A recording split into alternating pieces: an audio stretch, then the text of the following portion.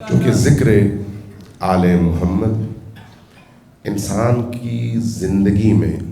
تاریکیوں کو دور کرنے اور انسان کو نورانی بنانے میں بہترین کردار ادا کرتا ہے۔ جن کو ذکر آل محمد سننے کی خواہش پیدا ہوتی ہے، جن میں جو لوگ ذکر آل محمد کے لیے گھر سے نکلتے ہیں، یقین جانیے روایات ہمیں بتاتی ہیں کہ ان کا ہر اٹھتا ہوا قدم اللہ کی بارگاہ میں عبادت شمار ہوتا ہے۔ یہ لفاظی نہیں ہے، یہ مؤمنین کو گرمانے کے لیے خطیبانہ جملے نہیں ہیں،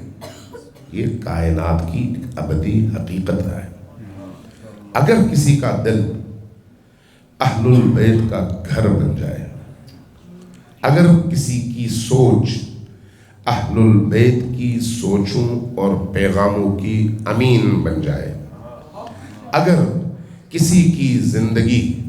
اہل البیت علیہ السلام کی زندگی کی پیروکاری میں اس رنگ میں ڈھل جائے،